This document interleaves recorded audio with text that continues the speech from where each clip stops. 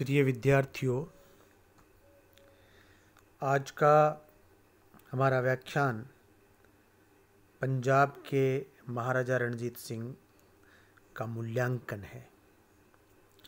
इससे पहले हमने महाराजा रणजीत सिंह के जीवन परिचय, उनके सैनिक अभियान, उनकी राजनीतिक उपलब्धियां की और आज हम महाराजा का जो चरित्र है उसका मूल्यांकन करेंगे।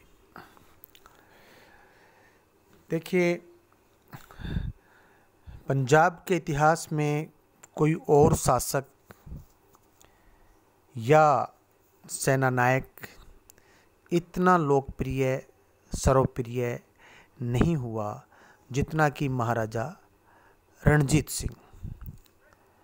अंग्रेज अधिकारी सर लेपल ग्रिफन, जो कि अंग्रेज़ों के राज्य में पंजाब सरकार के मुख्य सचिव थे और जिन्होंने महाराजा रणजीत सिंह की जीवनी लिखी है, इस बात को बड़ा उल्लेखनीय मानते हैं कि महाराजा की मृत्यु के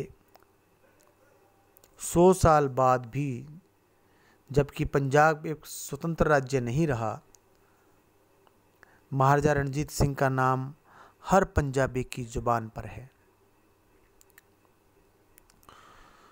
ये जिस समय उन्होंने जीवनी लिखी तब ये बात उन्होंने कही।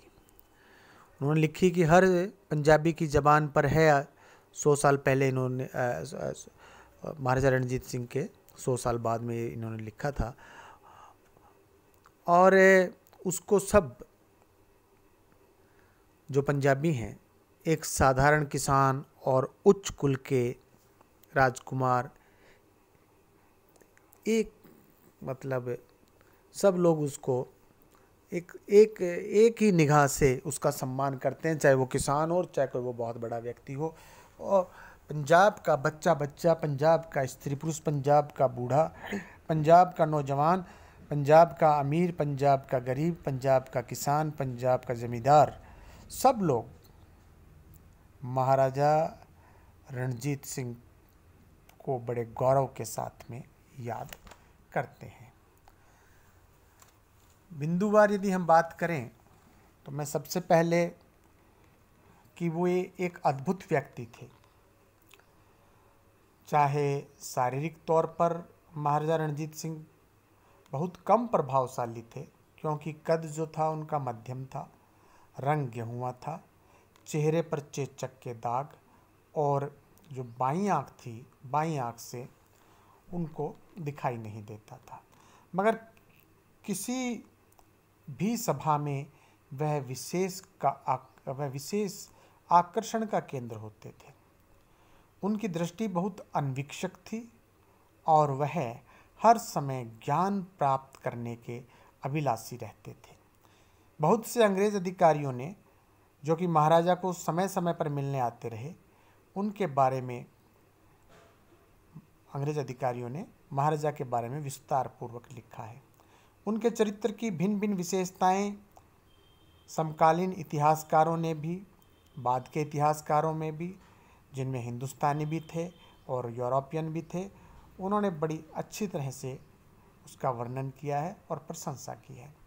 मूरक्राफ्ट, बर्न्स, जेकोमा, ह्यूगल, मैकग्रेगर और ऑसबॉर्न जैसे यूरोपियन ने उनके चरित्र का बहुत ही अच्छा वर्णन किया है। एक सिपाही के रूप में यदि हम बात करें महाराजा रणजीत सिंह की, महाराजा रणजीत सिंह जन्मजात सिपाही थे, बचपन से ही एक सैनिक थे। उनकी रुचि बचपन से ही युद्ध कार्यों में अधिक और सामान्य शिक्षा प्राप्त करने में बिल्कुल नहीं थी। बताया जाता है कि बाल्यकाल में ही वह अपने साथियों को 2 टुकड़ियों में बांटकर स्वयं एक का नेता बनकर उनको दूसरी टुकड़ी के साथ जो युद्ध करने की एक वो खेल खेला करते थे और उस युद्ध में और उस खेल में दूसरे साथियों को युद्ध की ट्रेनिंग भी दिया करते थे। उन्होंने अंग्रेज़ों के राजनीतिक एजेंट वेड साहिब को एक भेंट में बताया था कि जब उनके पिता महासिंह का देहांत हुआ था तब उनके 75,000 के 75 कारतूस जो कि उनके पिता ने पीछे छोड़े थे निशानेबाजी की ट्रेनिंग में खर्च कर दिए। इससे अनुमान लगाया जा सकता है कि वह कितने लगन वाले और कितने कुशल निशानेबाज थे। इसके साथ ही वह घुड़सवारी के भी अत्यंत शौकीन थे और युवावस्था में घोड़े पर 60-70 मील लगातार सवारी करते रहे। उनका शरीर गठीला और अथक परिश्रम कर सकता था। वह एक नेता के रूप में सदैव आगे रहते थे। युद्ध में उनका साहस अद्वितीय था। बहुत से मौक़ों पर वह अपनी निजी बहादुरी और सूझबूझ से भी सफल हुए थे। घोड़ों के लिए उनका प्रेम असीम था। उन्होंने अपने अस्तबल में सैकड़ों अच्छे से अच्छे घोड़े रखे हुए थे जिनको हीरे जवाहरात से सुसज्जित रखा जाता था। महाराजा रणजीत सिंह की यदि हम एक पॉलिटिशियन राजनीतिज्ञ के रूप में बात करें तो महाराजा एक सुलझे हुए राजनीतिज्ञ थे। वह समय पर अपनी सूझबूझ से काम लेकर कठिन से कठिन समस्या का समाधान करने की कोशिश करते थे। अंग्रेज़ों ने भी इस बात का विशेष तौर पर वर्णन किया है कि महाराजा जोश में भी किसी किस्म का नुकसान नहीं करते थे। वह अच्छी तरह समझते थे कि उनको किस हद तक जाना है। वह अपनी शक्ति को व्यर्थ नहीं गंवाते थे। वह बड़े ठंडे मस्तिष्क से सोचते थे, कार्रवाई करते थे, जैसा कि अंग्रेज़ों और अफ़गानों के संबंध से स्पष्ट होता है, जो हमने पिछले व्याख्यान में किया था। अपने सारे राज्यकाल में उन्होंने अपनी नीति का एकांतिक निष्ठा से पालन किया।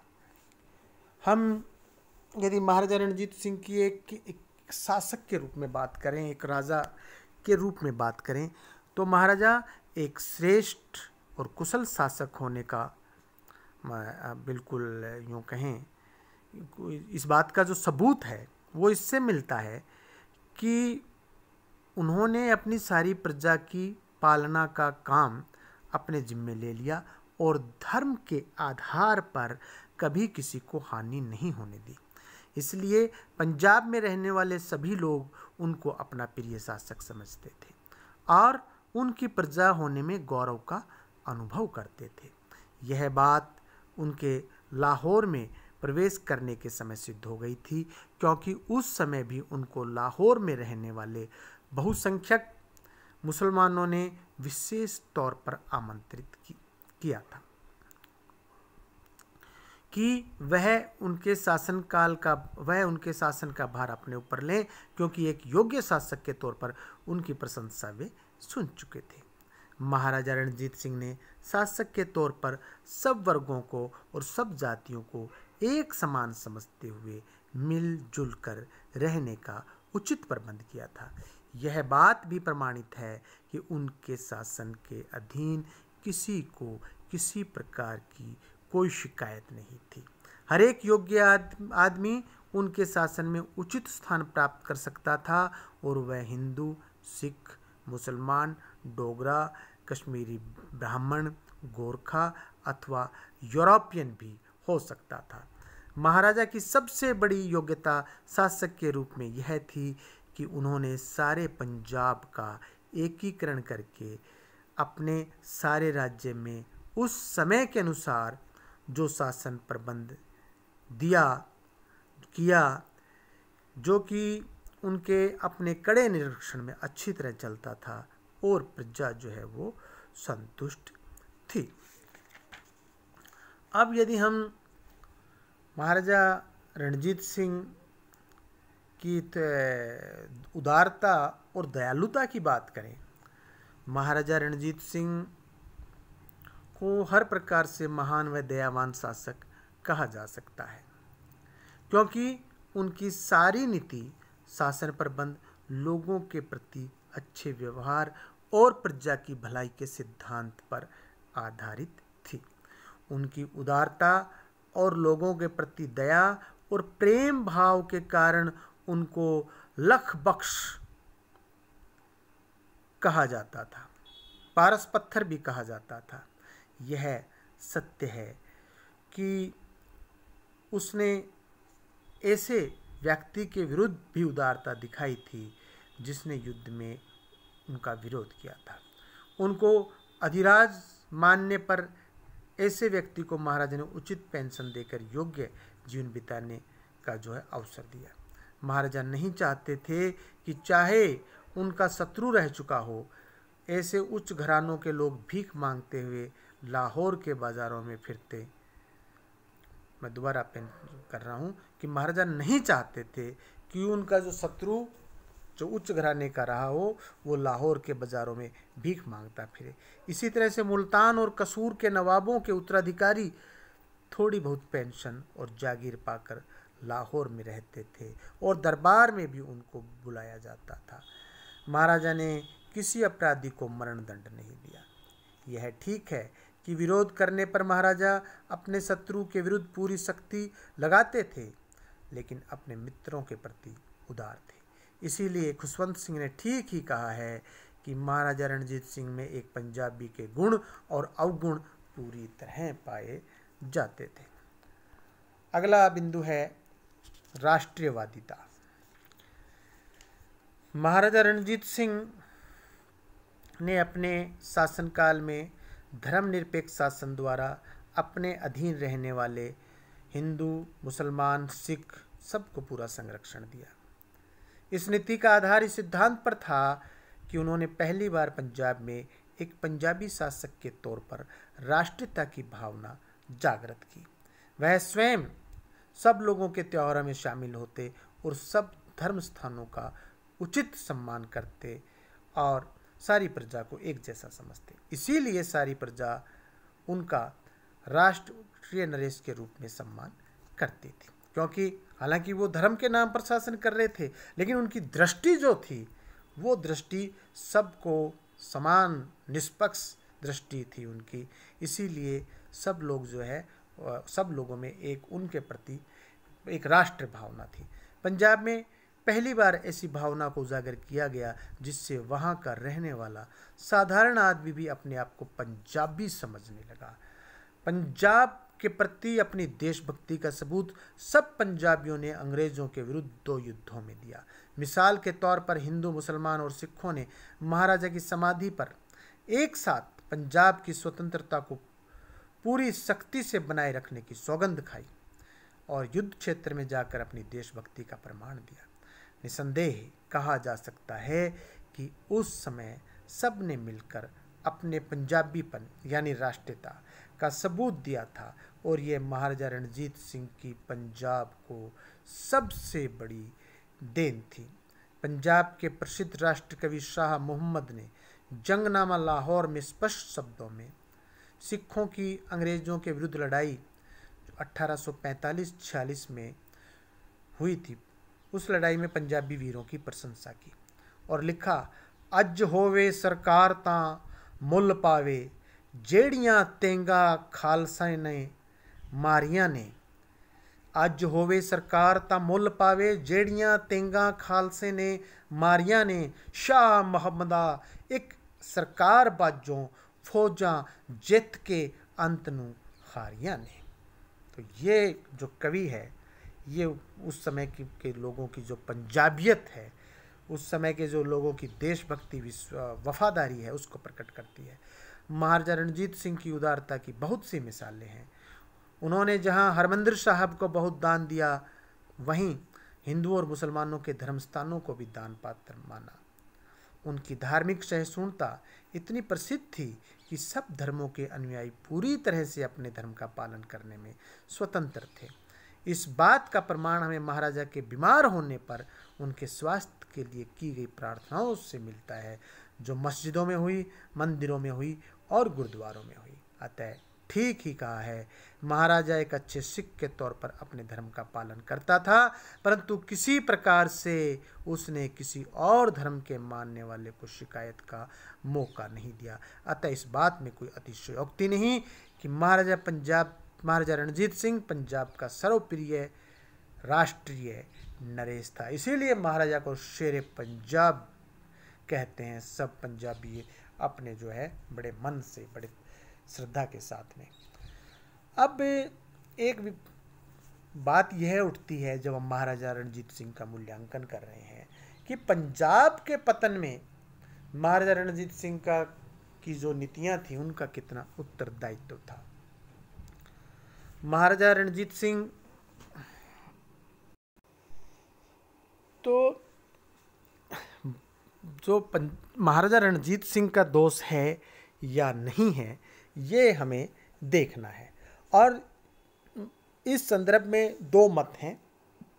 एक वे लोग हैं जिनका कहना है कि महाराजा रणजीत सिंह इसमें उत्तरदायी थे। उनका कहना है कि महाराजा व्यक्तिगत कारणों से जो लोग महाराजा को दोषी मानते हैं, उनका कहना है कि महाराजा रणजीत सिंह ने समूचा राजतंत्र अपने अधीन रखा हुआ था और इसका अनुचित केंद्रीयकरण किया हुआ था। ऐसे राज प्रबंध में बेशक एक व्यक्ति कितना ही योग्य और सफल क्यों ना हो, यह असंभव है कि वह सदैव जीतता रहे या वह सदैव जीवित रहे। यह क्योंकि सबका एक समय है। भारत के इतिहास में कई बार ऐसा हुआ है कि महान शासक की मृत्यु के बाद उसके राज्य का पतन अवश्य भावी हो गया। कारण किसी योग्य उत्तराधिकारी को वह अपने जीवन काल में योग्यता प्राप्त करने नहीं देता था और न ही राज्य के काम में उनको उचित भाग दिया जाता था, जिसका उदाहरण औरंगजेब है। जहाँ चाहिए था कि वह अपने उत्तराधिकारियों को अवसर देता कि वे राज्य को चलाने की योग्यता और अनुभव प्राप्त करते, परंतु हो सकता है कि महाराजा रणजीत सिंह को सारा बोझ अपने ऊपर ही उठाना पड़ा हो और ऐसी स्थिति उत्पन्न नहीं हो सकी हो जब वह उचित विकेंद्रीकरण करके दूसरों को योग्यता प्राप्त करने देता। महाराजा के बारे में यह भी कहा जा सकता है कि वह स्वयं ही सरकार थे और उनके मरने के बाद यह भी कहा जा सकता है कि पंजाब में राज्य करने की कोई आसामी खाली नहीं थी, बल्कि एक बड़ा शून्य पैदा हो गया था। भाव यह है कि उनके मरणोपरांत सारा केंद्रीय शासन एक तरह से अपंग बनकर रह गया था।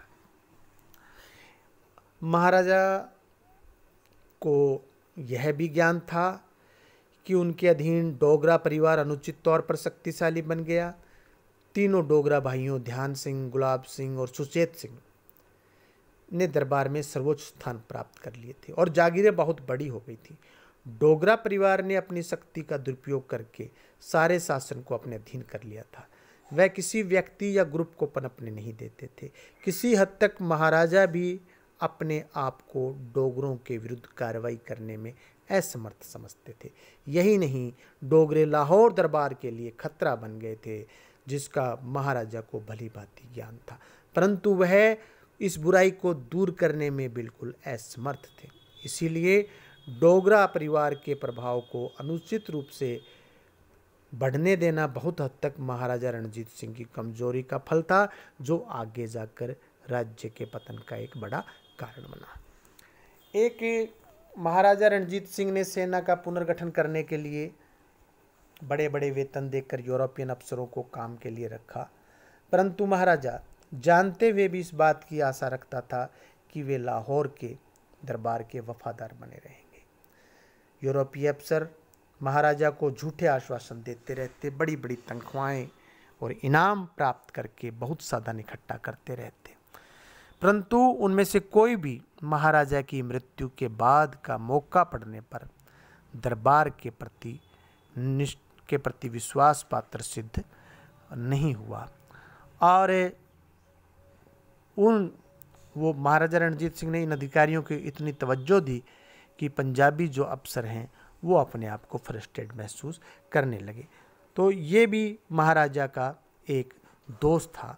तो ये सब जो दोस्त थे, इन दोस्तों के कारण ऐसा माना जाता है कि महाराजा रणजीत सिंह जो बाद में जो पंजाब का पतन हुआ और इतनी जल्दी पंजाबियों को हार माननी पड़ी, वो महाराजा रणजीत सिंह की खुद की नीतियाँ थीं। वो नीतियाँ चाहे केंद्रीयकरण की रही हो, वो नीतियाँ चाहे डोगरा जो फैमिली है उस फैमिली को अनुचित रूप से पल्लवित होने का अवसर दिया हो, और चाहे यूरोपियन अफसरों की अनुमति हो। इसके बाद में एक पक्ष यह भी है, उनका मानना है कि महाराजा का दोष नहीं था। महाराजा इस पक्ष का मानना है कि महाराजा रणजीत सिंह के उत्तराधिकारी अयोग्य थे। यह दुर्भाग्य की बात है कि उनका ज्येष्ठ पुत्र खड़ग सिंह बिल्कुल निकम्मा सिद्ध हुआ, और खासकर ऐसा राज्य जिसकी सुरक्षा का भार उसकी सैनिक शक्ति पर हो, और जहाँ के लोग एक प्रसिद्ध सैनिक नेता को अपना महाराज स्वीकार करना चाहते हों, खड़ग सिंह वहाँ बिल्कुल फिट नहीं बैठता था। दूसरा, महाराजा रणजीत सिंह का यह दुर्भाग्य था कि वह पंजाब में उस समय अपना शासन स्थापित कर रहा था जब ईस्ट इंडिया कंपनी के अधीन समूचा भारत आ चुका था। मुख्य तौर पर व्यापारिक शासन के रूप में ईस्ट इंडिया कंपनी उत्तर पश्चिम की ओर अब प्रभाव बढ़ाना चाह रही थी।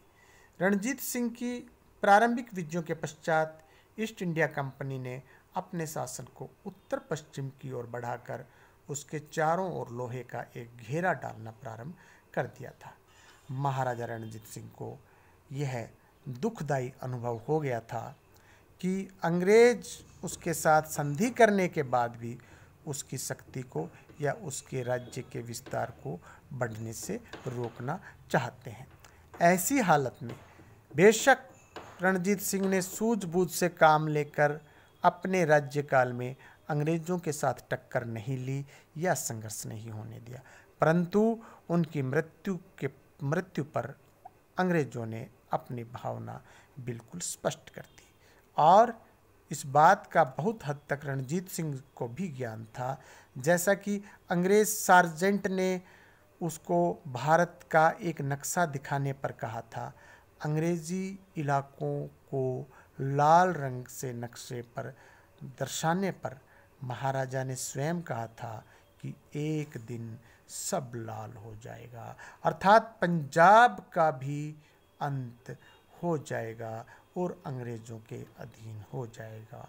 वह एक ऐतिहासिक तथ्य था जिसको महाराजा रणजीत सिंह भी नहीं मिटा सकता था।